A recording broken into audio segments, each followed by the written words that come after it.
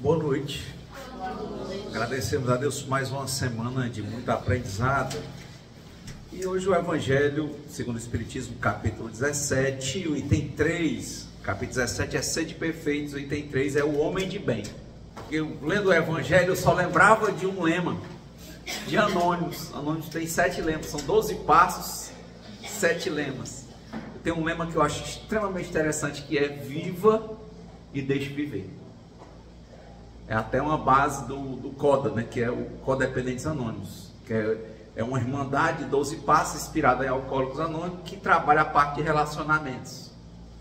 Então, esse vive e deixe viver é muito interessante, porque o Evangelho estava falando, toda hora ele fala de si. Mas quando a gente está observando, eu digo, é muito comum ouvir as pessoas, e às vezes nós mesmos, querendo falar da conduta do outro. Dou aos outros o direito de serem como quiserem. Mas eu tenho o dever de ser melhor do que eu mesmo a cada dia. Aí, olha o detalhe, sem ter a pretensão de ser melhor do que ninguém. Quantas vezes a coisa passa da reflexão, passa da nossa análise, e a gente chega para a própria pessoa ou para outras pessoas para denegrir a imagem de alguém com base no que a gente acha que deveria ser o bom, o bem. E é muito interessante, né? Eu lembro que o seu Assis, que era um companheiro de centro, ele falava assim: toda vez que você aponta para alguém com o dedo, ó, ficam quantos dedos apontando para você? 3. Você está apontando que você está refletindo.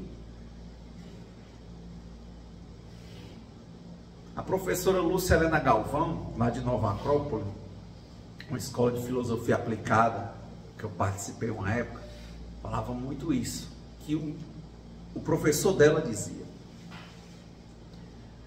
quando você estiver num canto que todo mundo é chato, problemático, parabéns, você passou no concurso e tirou o primeiro lugar. Porque a vida coloca as pessoas afins perto.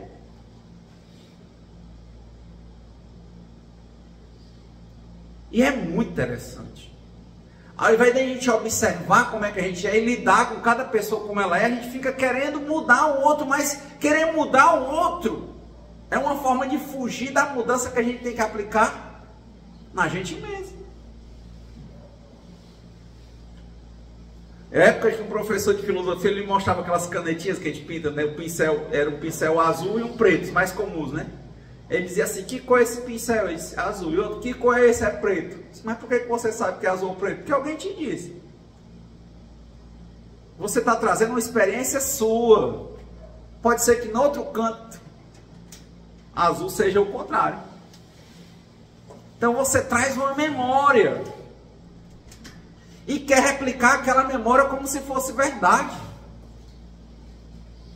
Tem um livro também do Dalai Lama, que a frase que eu mais me impressionei era essa, né? Ele disse assim: Dalai Lama, se o senhor pudesse resumir todos os problemas da humanidade a uma palavra, o senhor conseguiria? Ele disse: claro.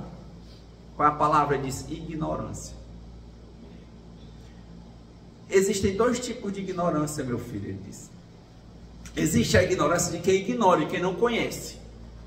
Mas a ignorância que gera mais problemas no mundo é aquela ignorância da pessoa que compreende errado a natureza das coisas e repete como se fosse certo. Então, quanto mais eu conheço um erro em alguém, que quanto mais aquilo me revolta, há uma grande probabilidade de eu ter tirado o primeiro lugar nesse concurso e de eu ser muito mais do que aquele cara que eu aponto. Isso é doloroso. Isso é doloroso. Porque cada um é de um jeito. Você chega nos Anônimos, você não pode dizer assim: você é alcoólatra, não. Lá no Anônimos tem visitante, tem tudo. Você chega numa sala de ar, só quem pode dizer que a pessoa é alcoólatra é quem? a própria pessoa. Ele tem que dar o primeiro passo, que é sair da negação, reconhecer a impotência dele frente ao álcool e dizer que a vida dele ficou ingovernável e que ele está ali procurando ajuda. Ninguém pode chamar ninguém de drogadicto. E ele é que tem que dizer. Na hora que ele disser, ele já começa o processo de recuperação.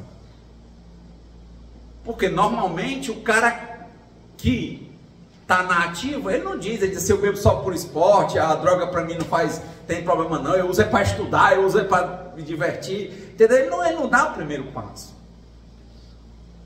O cara vai, dependente de amor e sexo, perde mulher, perde a moral com os famílias, com o filho, com filha, com tudo, vai perdendo as coisas entre beber, curtir, sexo, relacionamento distorcido, vai perdendo. É impressionante, ele vai entrando assim, perdendo as coisas, entrando no labirinto, e na cabeça dele ninguém presta. Todo mundo está errado. E ele não vai percebendo que ele está perdendo as coisas importantes na vida. Porque errados são os outros. Um comedor compulsivo, eu lembro quando eu fui à primeira reunião de comedores compulsivos, né? Quando eu li aquilo, questão de comer emoção, eu me identifiquei plenamente. Plenamente. Mas fale para alguém e a pessoa olhar para mim, como você é magro? Não é isso. O comedor compulsivo é aquele que emotiza a comida, ele não come por alimento. E é lógico que isso é uma bomba ambulante. Uma hora você vai passar da meta. É igual a bebida. Uma hora você vai passar na meta, vai botar um boneco, vai cometer um acidente, vai morrer ou matar alguém. O comedor compulsivo, ele pensa que está sob o controle. Mas, de novo, a vida vai provando a gente. Tem um livro que fala isso, né? Deus é o Deus que destrói sonhos, porque ele te testa no fogo. Ferro bom é testado, é fogo e porrada, viu? Faz uma espada, pá, pá, pá, pá, é assim. Então, se você foge, por exemplo, pela comida, come as emoções, hoje está bem, mas uma hora isso, você nem imagina, você vai entrando de novo, vai entrando no labirinto e nem percebe. Quando você perceber, você está naquela série Quilos Mortais. Quando você perceber, você não percebe nem se você está com mau cheiro, você não percebe. Diz que a hiena não sente o próprio mau cheiro. Porque, de novo, ruim e fedorento é o outro. Ruim e podre é o outro. Então a vida nos dá o livre-arbítrio, é fantástico. Mas nós temos que ter uma fé, uma compreensão raciocinada. Quem nós somos? O que é que nós estamos fazendo? Qual o seu papel? Eu tento fazer isso todo dia. Eu começo a semana, às vezes, tem dias que hoje, por exemplo, eu fui fazer dias que eu estava tentando retomar minha bicicleta, né? Que eu faço uns 25 quilômetros e tal. Mas hoje foi ótimo. Hoje fiz os 25. Fiz bem. Mas a maioria dos dias é como se eu estivesse assim, enferrujado, sem vontade, sem querer, mas você tem que ir.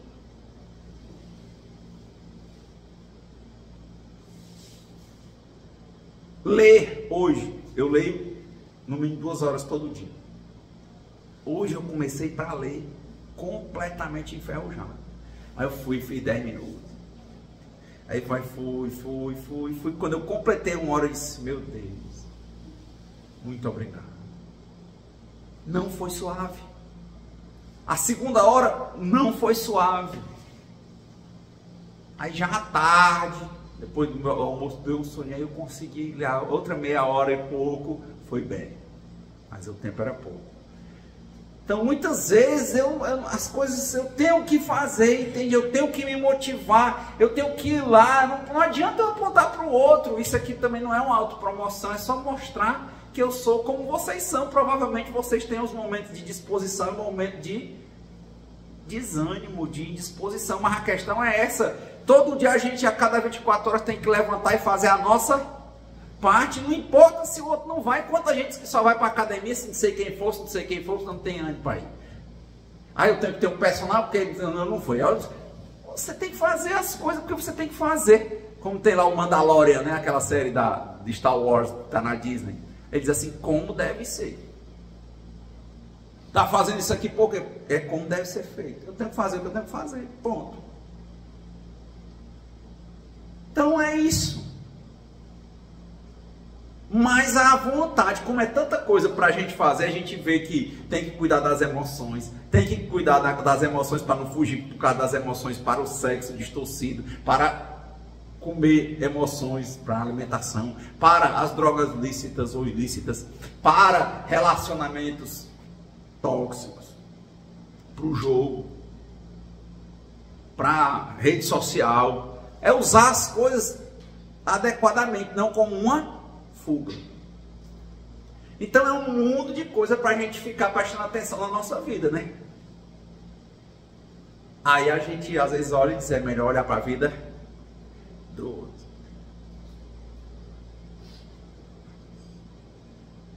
Estava lendo um livro sobre negociação, achei muito interessante, né? Que ele diz assim, olha, você tem que primeiro entender que as pessoas são diferentes, que tem tipos de pessoas diferentes, como flores, tem flores, né? Tem violetas, girassol, várias flores diferentes.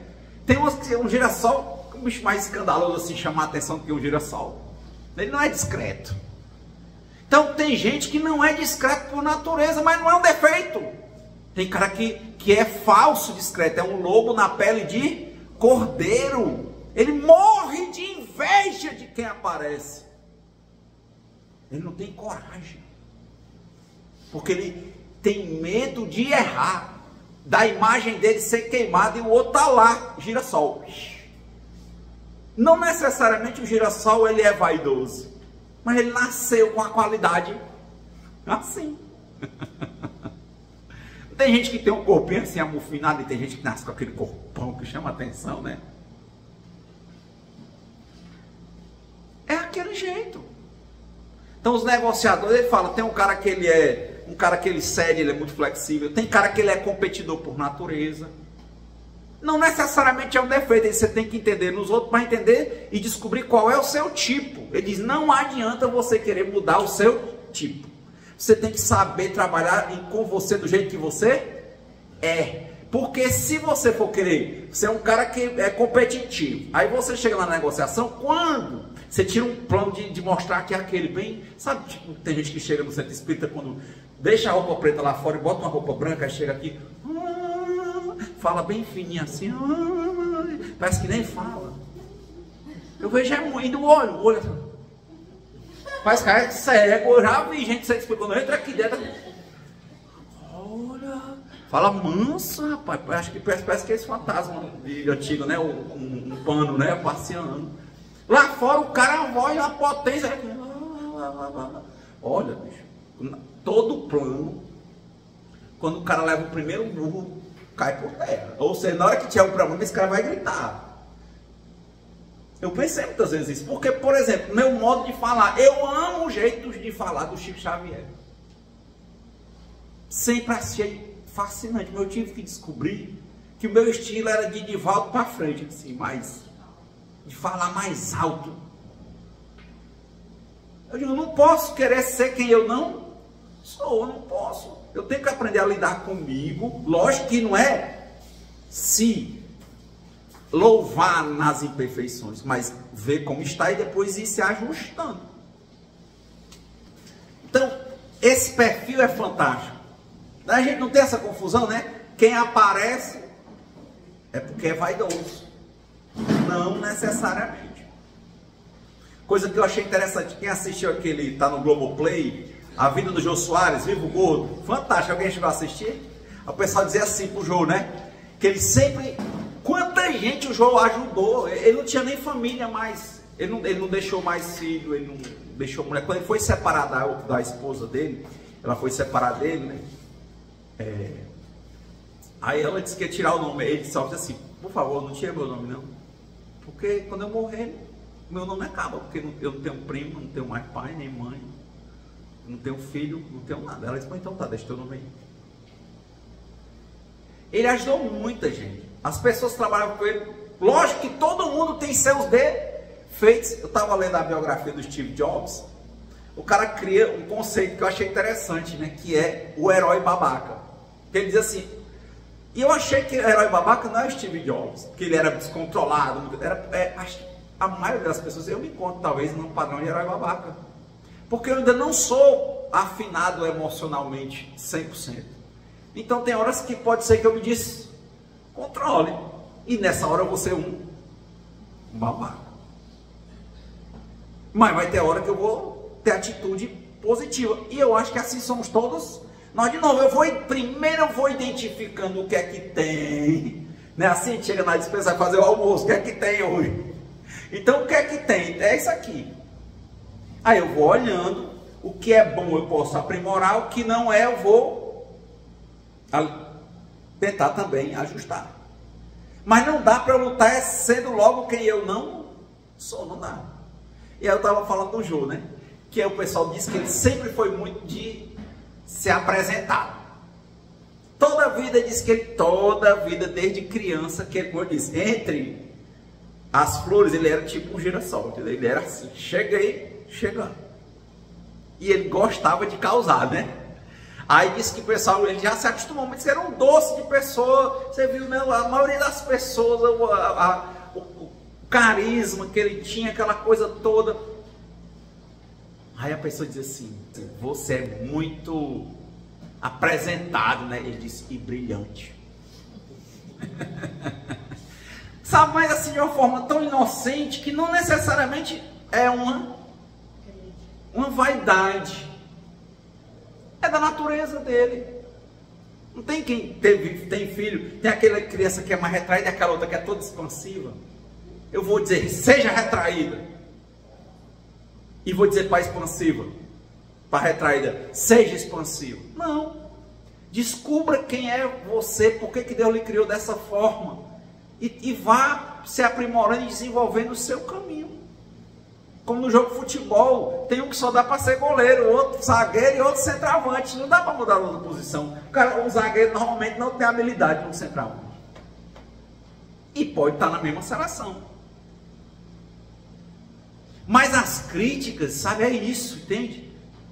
A pessoa apontou para o outro e carregou a espingarda de crítica, já sabe. Essas balas vêm de onde? Do conhecimento que ele tem da própria personalidade.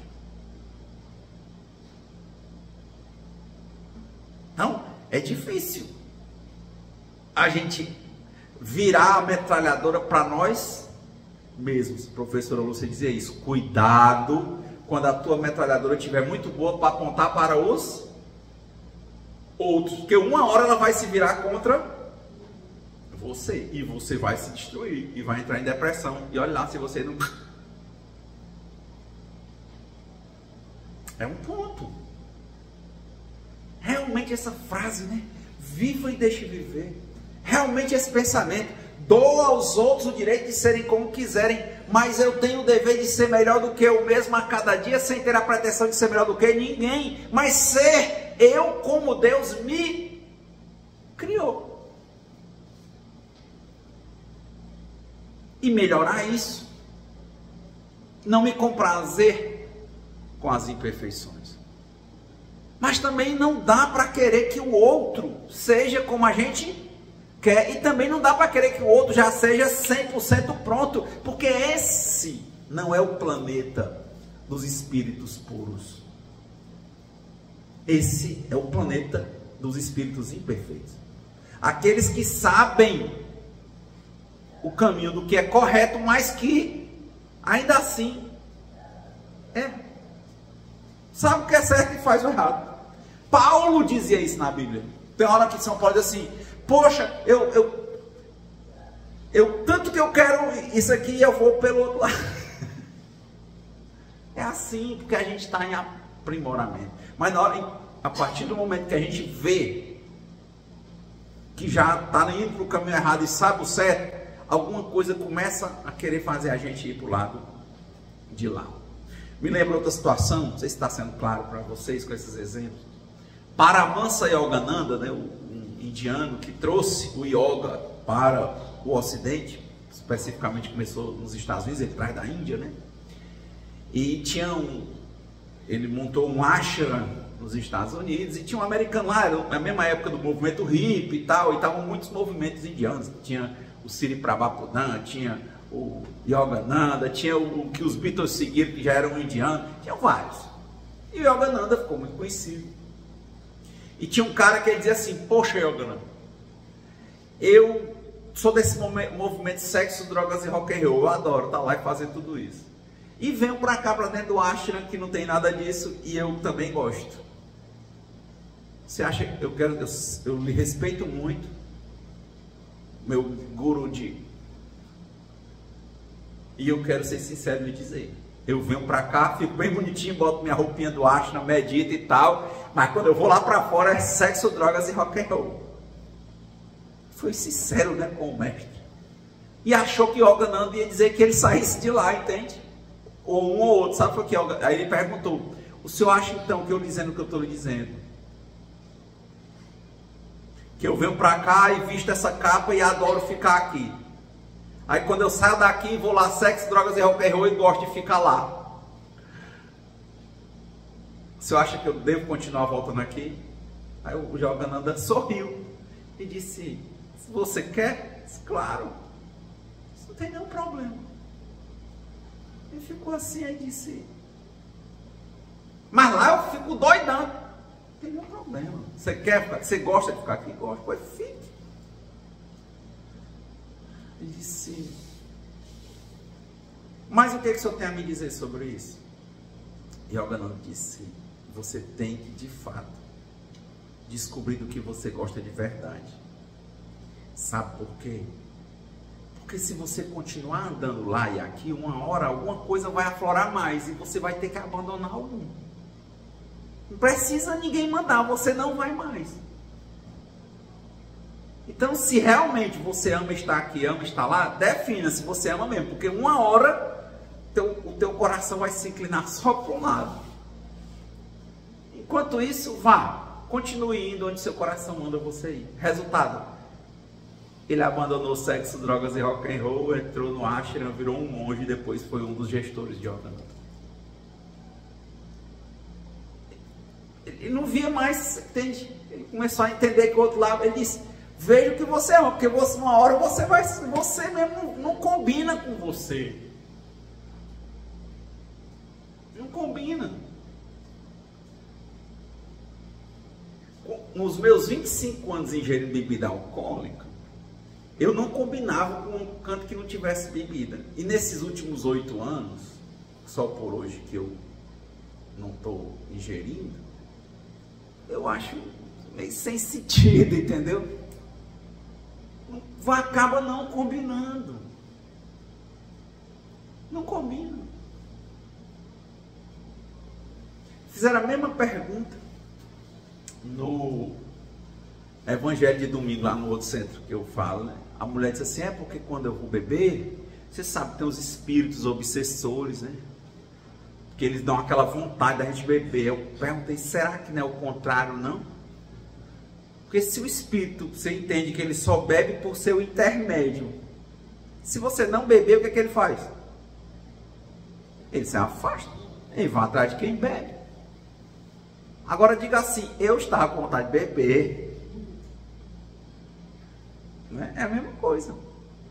Você pode fazer sexo o tanto que você quiser. O ideal é que seja um sexo como um relacionamento saudável. Mas se você começar a fugir pelo sexo, você vai criar muitos relacionamentos distorcidos.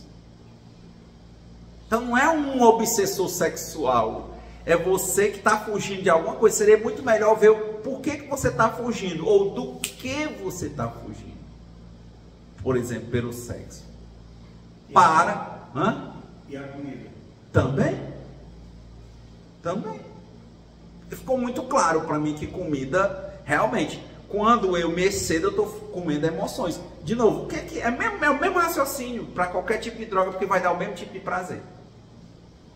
Ele vai ativar os mesmos hormônios de prazer, os mesmos. Mas é impressionante. Você está aqui com fome. Aí você começa a idealizar. Ixi, a sua droga de predileção, por exemplo, a comida de predileção é sorvete. Não, é pizza. Não, é... Você tem a sua droga de preferência. Você tem a sua comida que você emotiza. Eu já tentei, já fiz isso. Eu fico pensando, rapaz, ixi, eu passei ali, tem um rodízio de pizza, eu estou com fome, não sei o quê. Primeira coisa, aprendi isso num livro dos Anônimos, chama Vivendo Sóbrio. Não ande com fome, não ande com sede. Então, primeira coisa, eu estou com sede, eu ando com a garrafa d'água, eu bebo. Eu sei que eu vou ter fome em média de 3 em 3 horas. Então, eu não procuro não passar esse tempo. Então, geralmente, eu chego, opa, porque senão vai ter mudança de humor, vai ter não sei o que, e vai abrir para a minha mente. Vai criar um ambiente, uma situação que vai me deixar frágil.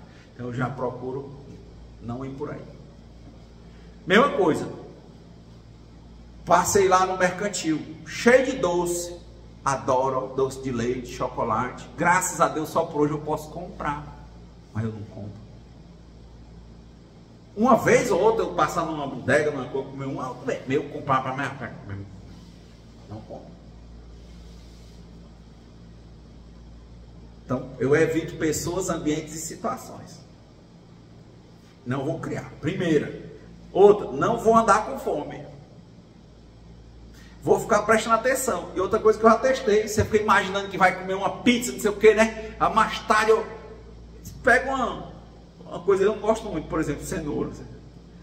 Eu testei, eu pego uma coisa que eu não gosto. Eu vou pegar aqui, eu vou comer uma cenoura aqui, 2, e beber água. Depois eu vou lá para a pizzaria. Só para me ver, só para ver. Porque a minha cabeça não estava tão dizendo que eu queria comer, era pizza, que não era uma questão emocional, era fome. Eu peguei, eu comi 2 cenouras cruas, assim, de água. Eu disse, agora eu vou lá no rodízio. A vontade passou. A minha mente estava mentindo para mim que eu queria que só prestava se eu comesse pizza. Era mentira, rapaz. Era mentira. Eu estava com fome de chocolate. Agora, se eu criar uma situação, meu amigo, que eu já sei que eu tenho esse problema, aí eu passo morrer de fome, porque eu deixei, eu não precisava ficar assim. Aí eu passo na frente de uma prateleira, alguma de chocolate. Eu passar na prateleira de chocolate antes do almoço, que eu estou com fome, e eu não comer, dói. Não é não? Dói. Então eu já vou, certas coisas, já vou evitando, porque eu já sei que eu tenho certos limites. Porque eu tenho problema com comida, né? Eu tenho problema com comida. Então, como dizia Paulo, tudo me é lícito, mas nem tudo me convém. Tá vendo? É a minha parte, são as minhas lutas, que vocês devem ter as lutas de vocês, com emoções, com outras coisas que a cabeça da gente faz com que a mente quer que a gente fuja. Então, de novo, é tentar fazer a nossa parte. Eu acho que isso sim, como é o nome do Evangelho? Sermos homens e mulheres boas de bem. É cuidar do que Deus nos confiou, tudo. Mas, de novo, eu só posso lutar com o que eu tenho. Eu só vou fazer o almoço com o que tem na minha despensa. Eu não posso querer falar como o Chico Xavier se eu não tenho a natureza dele. Também não me comprar, não quer dizer que eu não melhore. Então, aí são os limites. Aí são os limites. É o que eu disse. Se eu tenho um problema com alimentação, de novo, não vou andar com fome, não vou andar com sede.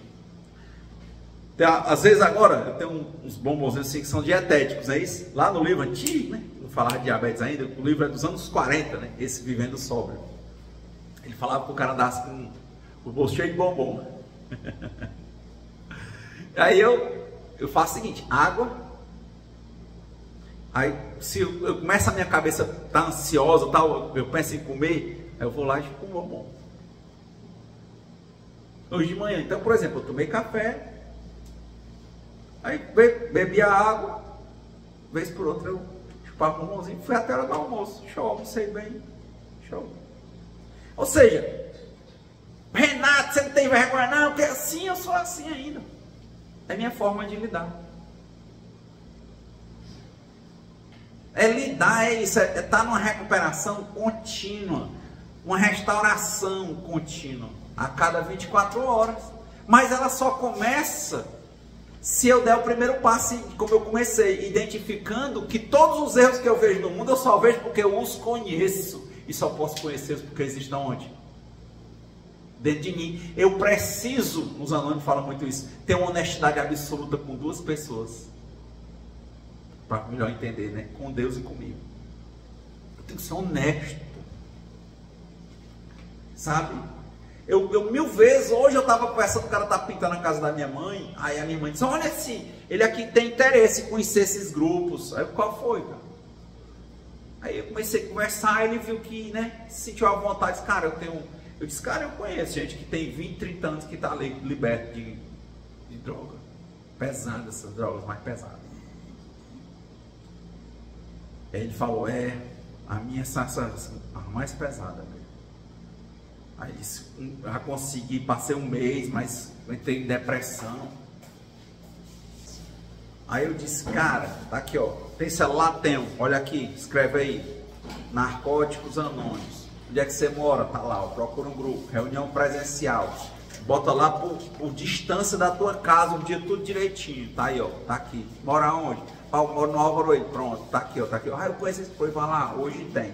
Ixi, mas hoje eu vou prestar um serviço não sei aonde. Hoje tá aqui o grupo online, tem meia-noite. Se der uma fissura, vai escutar, porque a doença sai pela boca e o remédio entra pelo ouvido. Escute e fale lá. Não sei, quer dizer, eu levei a mensagem. Né, o Comedores Compulsivos tem um grupo, tem online. Você ouvir as pessoas. Gratuito, tudo, tem online. Hoje, mais online. Aqui em Fortaleza tinha um grupo na igreja de Fátima, mas hoje tem os online. É só botar Comedores Compulsivos Anônimos. Aonde é? No Google. Aí você entra no site, tem os grupos online, você vê os dias, você entra pelo Zoom, vai lá, escuta a pessoa do Brasil inteiro. Então quer dizer, é porque é uma terapia conjunta. Então a coisa mais linda, eu disse, olha cara, um drogadicto na ativa, ele não vale nada. Em qualquer tipo dessas drogas aí, inclusive a comida.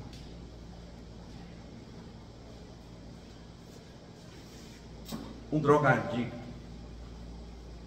em recuperação, ele é inestimável, porque é um tipo de gente que tira a capa de cordeiro, entende? Ele diz assim, eu sou um lobo, mas eu sou um lobo que eu não faço tal coisa, eu não vou para tal canto, entende? Então ele sabe a natureza exata, ele não mente para ele nem para Deus. Ele diz assim, eu tenho esse problema, então eu não vou fazer certas coisas. Então esse evangelho, para a gente ir finalizando, né, eu acho que é muito isso. Ser homem bem primeiro é viver e deixar os outros viverem, e faça a sua parte. E cuidado quando você estiver identificando erro demais nos outros, porque provavelmente vem de você, e principalmente se esse povo convive contigo, é porque você tirou o primeiro lugar. Segundo, ser uma pessoa de bem de novo, é entender que Deus existe e que Ele te criou com finalidades e do seu jeito, com a sua formação, com o seu rosto, sua impressão digital, para você identificar como você é e melhorar no que você está, ampliar o bom, reduzir o difícil. Todo dia dá o passo, sai da negação. Poxa, isso aqui é preguiça. Olha, isso aqui eu estou indo para o sexo, é bom, mas agora eu estou indo para o fuga. Então, fuga, não. Comida é bom, mas para fugir, não. Então, identificar e começar a procurar ajuda, identificar a natureza exata do problema, começar a se resolver. Quem é um homem de bem, uma mulher de bem melhor do que isso, meu povo? Ficar aqui arrotando quer ser bom. Ser bom é o seguinte: você é um templo de Deus. Você varre a sua igreja, limpa, pinta, cuida, zela. Onde é que você não faz? Vai fazer. Pronto. E aí é isso. Quando você está bem, você vai se afinar com quem está bem. Você vai irradiar o bem. Quem não se ama não é capaz de amar. Como é que vai amar o próximo como a si mesmo, se ele se ama? E também não é capaz de sentir amor. Não deixe para ver as coisas só quando a sua vida já estiver destruída. Quando você estiver no fundo do poço. Mude. Esse é o ponto. Então, dentro dessa perspectiva, que Deus nos conceda a serenidade necessária para aceitarmos as coisas que nós não podemos modificar. Por exemplo, nós podemos mudar os outros? Podemos mudar o que da vida? Mas nós podemos mudar a nossa vida. E talvez irradiar essa mudança para os outros. Já viram o vizinho pinta uma casa, aí o outro pinta, um varra a calçada, o outro começa a varrer, aquele bairro começa a ser limpo. Aí depois, quando começa a ser sujo, não tem ninguém que limpe. Então, que Deus nos conceda a serenidade necessária para aceitarmos as coisas que nós não podemos modificar. Coragem para mudar as que nós podemos. E sabedoria para reconhecer a diferença. E que seja feita sempre a vontade de Deus e nunca a nossa. Muita paz e boa semana. Nada é igual ao seu